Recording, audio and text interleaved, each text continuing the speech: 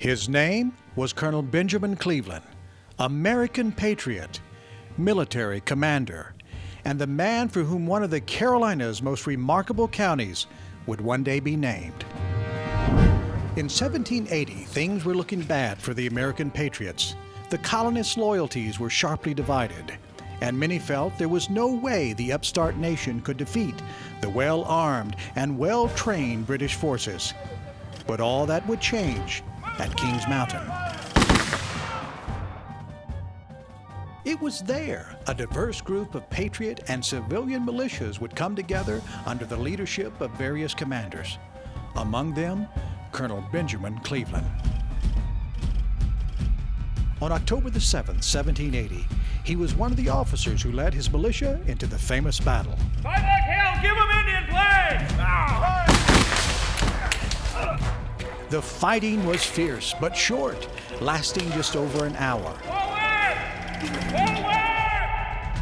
And when it was finished, over 240 British loyalists had been killed, including their commander, Major Patrick Ferguson. It was a resounding victory for the Patriots, and as his trophy, Colonel Cleveland took the British commander's prize white horse.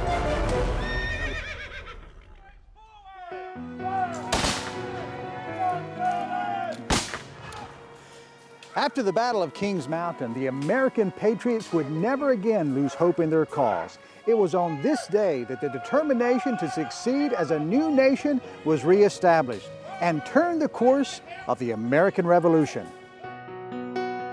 While the region's place in history was now secured, Cleveland County's place on the map was not quite worked out yet.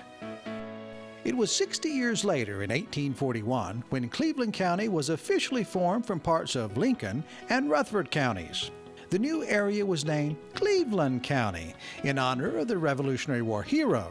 That spelling, by the way, with the additional A, would remain the name until 1887, when the spelling would officially be changed to the present-day Cleveland. 2 years after the county was formed, the town of Shelby, named after Isaac Shelby, another hero of the Kings Mountain battle, was created as the county seat.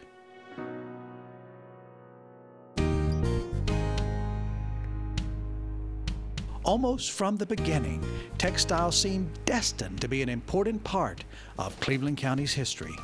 I love the architecture of these old mill buildings. Now this one particularly, because in 1855, on this very property, the very first documented textile mill in Cleveland County was built, and it was powered by this river.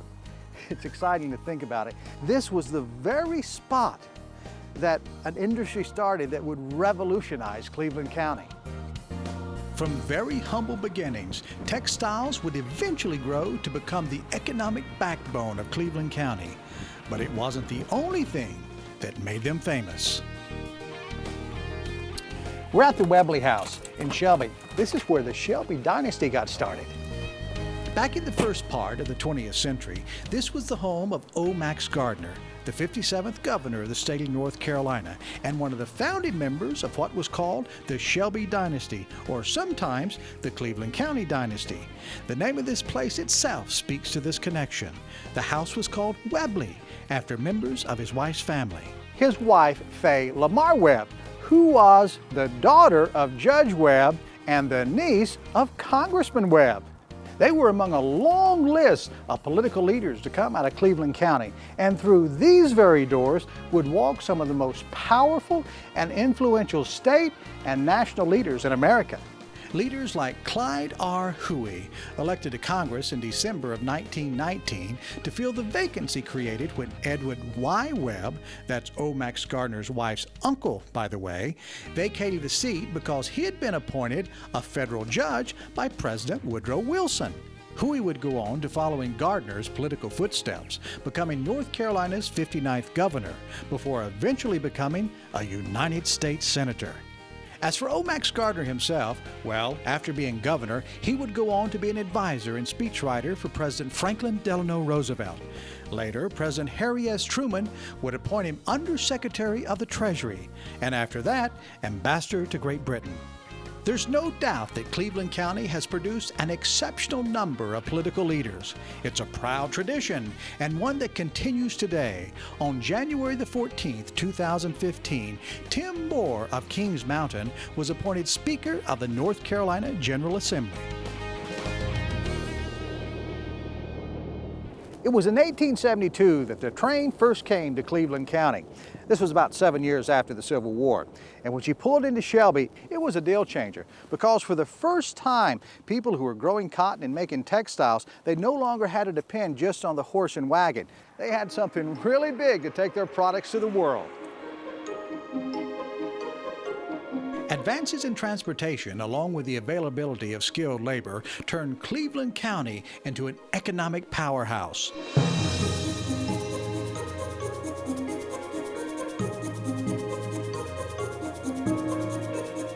Between 1920 and 1930, the population grew by over 50%, and for good reason.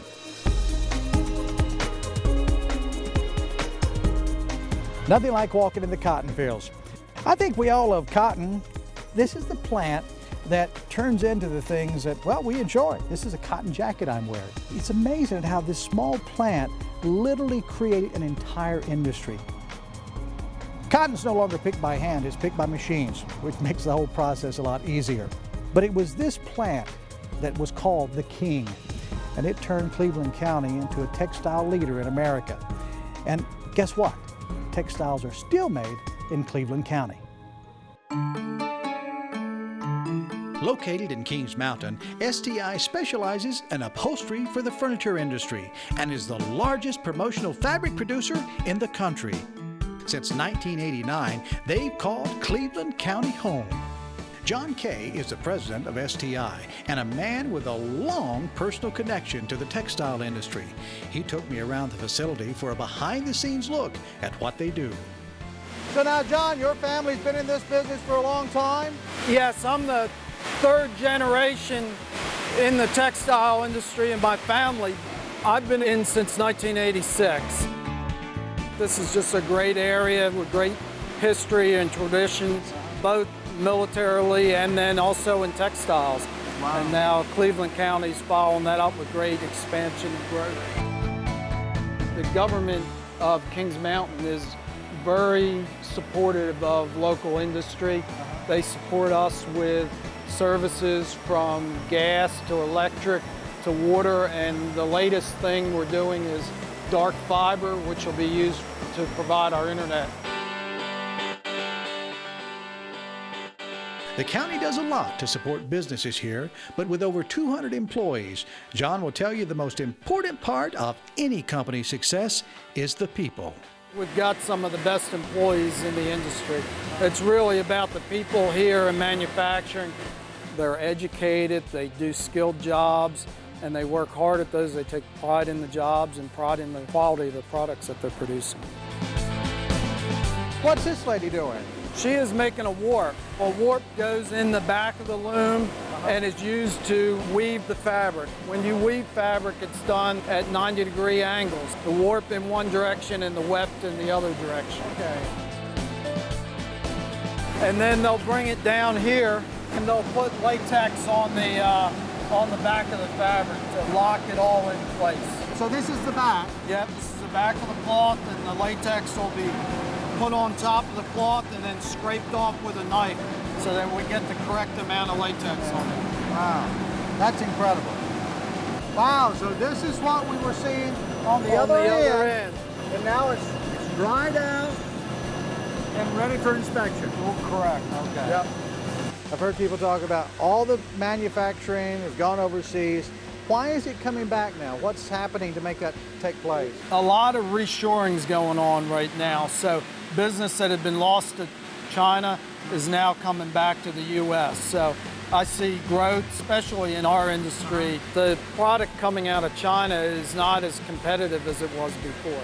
They have increases in the currency exchange rate, labor rates, environmental issues are making it harder and harder for them to compete. We expect the next 5 to 7 years to be very good for our business.